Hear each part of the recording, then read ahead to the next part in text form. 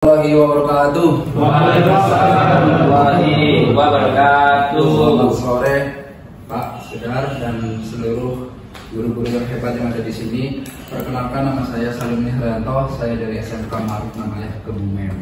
Dalam proyek ini saya mencoba membuat proyek yaitu sistem penyiraman tanah otomatis.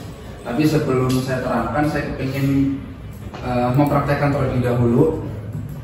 Jadi ini ada beberapa tanah. Ini tanah yang benar-benar kering ya Pak. Mungkin ini bisa di spill dulu di tanahnya seperti itu. Ini tingkat kelembabannya kayak gitu.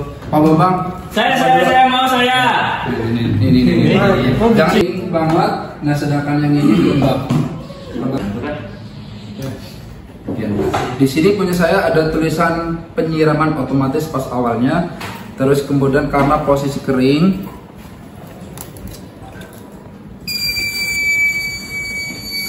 jadi ketika di luar otomatis sensor ini mendeteksi bahwa ini kondisi kering. Kalau saya masukkan ke tanah yang kering pun ini masih terbaca kering. Ketika kering maka relay ini akan menyalakan. Nah, relay ini nanti akan disambungkan ke tegangan AC seperti itu karena untuk menggerakkan pompa. Terus kemudian coba saya pindah ke yang sedikit lembab.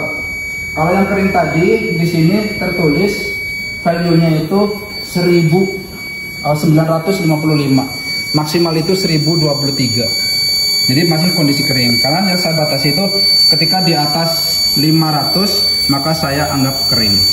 Kalau di bawah 500 berarti lembab. Saya coba ke yang sedikit lembab. Nah, ini mati. Kondisinya pas yang lembab itu 320-an. Ini kondisi lembab. Coba saya ujikan ketika kering, saya kasih air. Ini saya juga belum pernah nyoba, makanya saya coba di sini. Minum dulu ya. Nah, jadi langsung kedetek, di situ langsung naik kisaran di angka 278 dan terus meningkat. Jadi kondisinya memang basah untuk yang di bagian sini. Saya coba basahin lagi.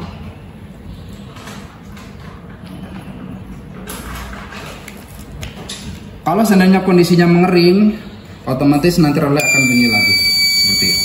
Memenuhi kebutuhan pangan global, efisiensi dan efektivitas dalam penggunaan air menjadi salah satu faktor kunci dalam keberhasilan pertanian, terutama di daerah dengan sumber daya air yang terbatas. Pengolahan irigasi yang tidak efektif dapat menyebabkan bisa merusak kondisi alam, walaupun air itu juga ketika diambil terus dibuang lagi, tapi dalam kondisi yang sudah berbeda.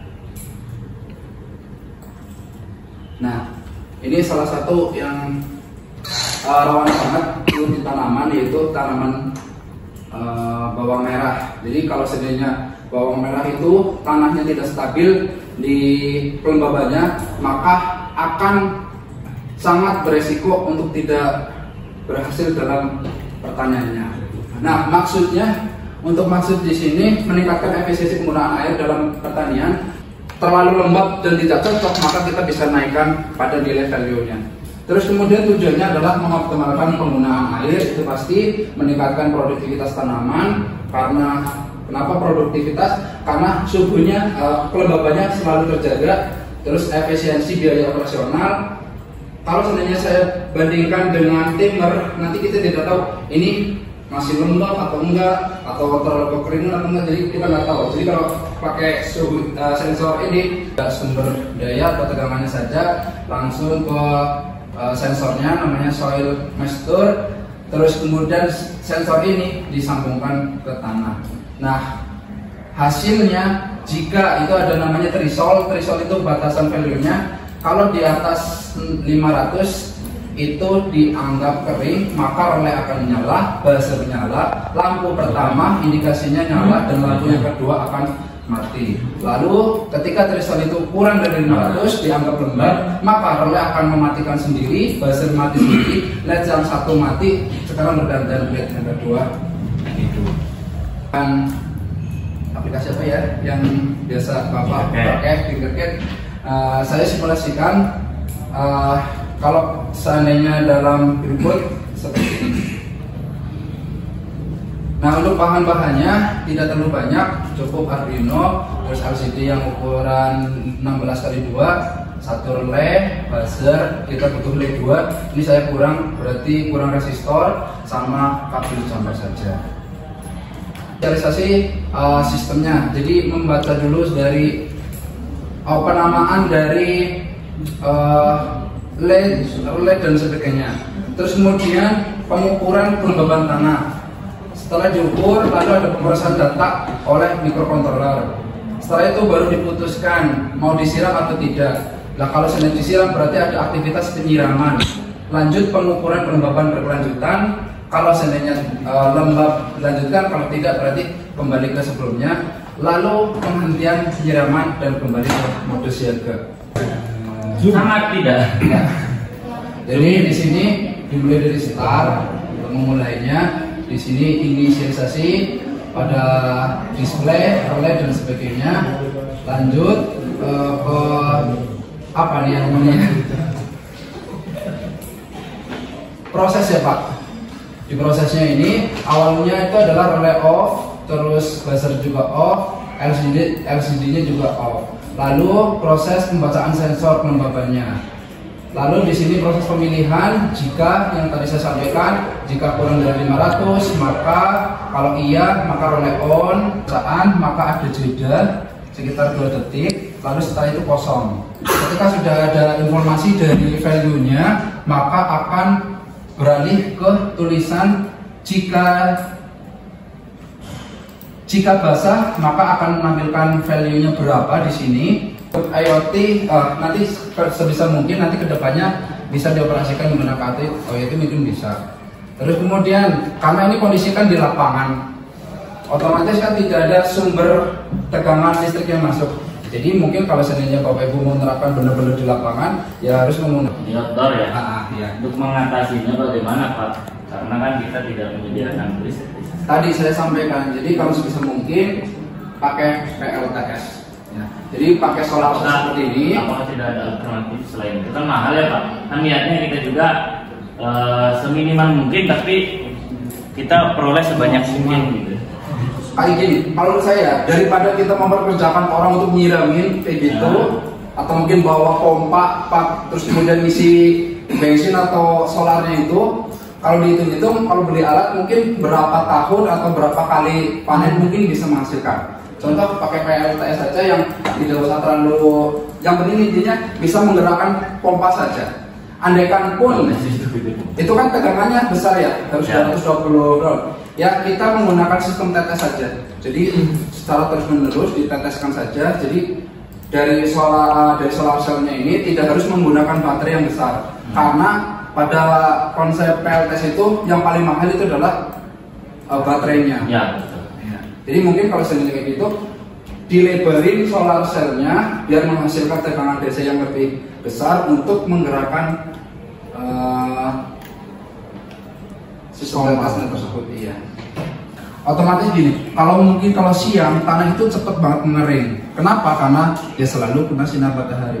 Kalau malam mungkin kondisinya akan lembab, bisa tahan lebih lama dibandingkan dengan siangnya gitu.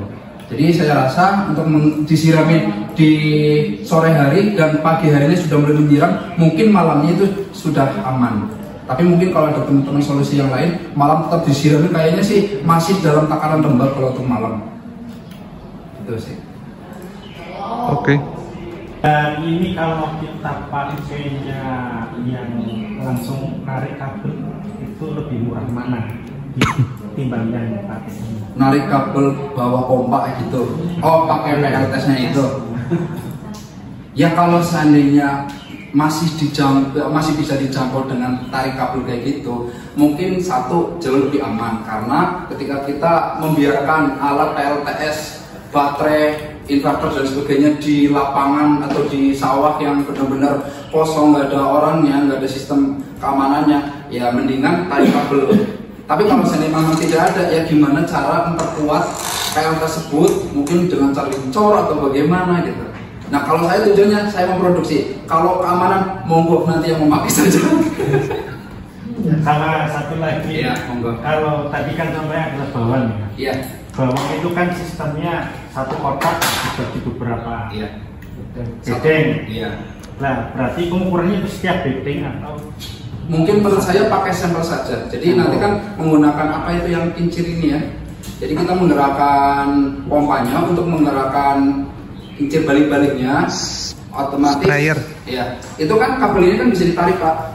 Nah, tergantung jaraknya dari tengah, pinggir dan sebagainya. Asal baling-balingnya itu merata, otomatis ini akan kena juga. Intinya posisi di tengah, di pinggir seharusnya sama, kena air semuanya. Kayak gitu ketika penyiraman. Kalau seandainya memang tidak merata, ya tidak bisa diimplementasikan. Dalam arti nanti di tes ini masih terlihat kering atau basah, sedangkan di sebelahnya sudah sebaliknya gitu. Atau mungkin juga kalau seandainya di kondisi yang teduh, yang ini teduh, pas ketika menancapkan ini teduh, sedangkan yang sebelah sana kepanasan. Jadi usahakan di mana yang stabil untuk panasnya gitu. Sarannya gitu. Ini saya sampaikan bahannya seperti itu ya Pak, tapi kan belum ada power supply-nya, belum casingnya dan sebagainya. Pak Sudar juga segitu udah langsung 2 juta 500. Kalau ini ya nanti 5 juta lah. nego tipis lah. Ini kan terobosan baru juga kan, nanti diterapkan. Daripada Bapak itu harus nyiramin tiap pagi atau tiap sore, pakai ini tinggal kontrol aja gitu kan. Jadi lebih oke. Itu bisa semua tanaman ya? Semua tanaman bisa. Untuk mandikan tanaman atau menyiram sama aja ya? Terserah Pak. Yang penting tanahnya itu batas levelnya itu Bapak pengen yang apa ya? Kalau yang cuma lembab kayak gini atau mau yang gember-gember banget, Nanti memancarkan air, ngeluarin air. yang memancarkan nanti dari relay Pak, dikendalikan dari relay. Jadi dari sini membaca, terus nanti diinstruksikan ke relaynya. Ini berarti bisa pengganti shower ya? Bisa. Shower. Iya, kan bisa memandikan tanaman. Terserah Pak, mau pakai shower, mau pakai yang kayak gini baling-baling. harus kering dulu. Yang mungkin Pak di sawah nyiramin berapa? Pakai shower kayak gini banyak.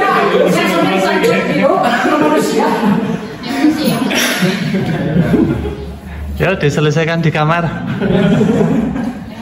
Ya, silakan. Ke-13 awalnya. Enggak. Kalau ini Pak bagus sekali ini terobosannya. Kalau tindak lanjutnya tadi yang akan Bapak lakukan itu seperti apa tadi? Tindak lanjut pengembangan dari produk ini mungkin setelah dari produk ini. Oh, kalau seandainya saya memproduksi produk Iya. ini, otomatis kan kita hanya cuma menyediakan Arduino, Iya. layar, LCD, terus Iya. relay. Jadi edukasinya ya tinggal mencarikan, mencocokkan kondisinya. Kalau dia itu memang di sekitar rumahnya itu, dia itu nggak, tadi yang sudah ditanyakan sama Pak Opas, kalau memang kondisinya di sekitar rumah dan di situ udah mudah untuk mencari tegangannya, ya tinggal dicolokkan. Jadi tidak menambahkan biaya lagi. Tapi kalau seandainya memang di luar, solusinya adalah mencari sumber tegangan baru di mana tidak bisa narik kabel. Gitu. Jadi mungkin tadi solusinya PLTS bisa jadi referensi terbaik. Namanya dikombinasikan dengan mekanisme IoT Pak. Iya. Artinya nanti bisa ditambahkan modul GSM di sananya. Kemudian nanti kalau menggunakan skema IoT, jadi tetap memiliki monitoring di perangkat digital, di perangkat mobile. Jadi tahu misalnya sekarang memang kelembabannya sekian-sekian, dia kan otomatis, tapi dia juga bisa mengirim misalnya sampai kita, oh sekarang sedang kering, sedang menyiram misalnya ya si indikatornya. Terus kita juga karena memang mungkin perlu misalnya kadar airnya lebih banyak, jadi tetap kita bisa di tombol di HP kita itu bisa memberikan perintah supaya nyiramnya lebih lama walaupun mendeteksi bahwa si sensornya sudah cukup gitu. Tapi karena kita perlu juga, kita bisa menambahkannya. Tapi intinya adalah bisa ditambahkan skema IoT supaya ada monitoring di perangkat mobile. Ya, intinya nanti kalau sudah ada perangkat mobilnya gitu bisa kita kontrol dari jauh-jauh juga menggunakan IoT-nya. Tapi itu ada biaya kos tambahan itu untuk internetnya itu. Soalnya kan menambah nilai, Iya. fungsi otomatis menambah nilai harga. Ya, otomatis seperti itu. Mungkin untuk di tengah sawah atau mungkin kita punya pertanian besar, yaitu sangat terhitung murah. Jadi kita bisa ngontrol dari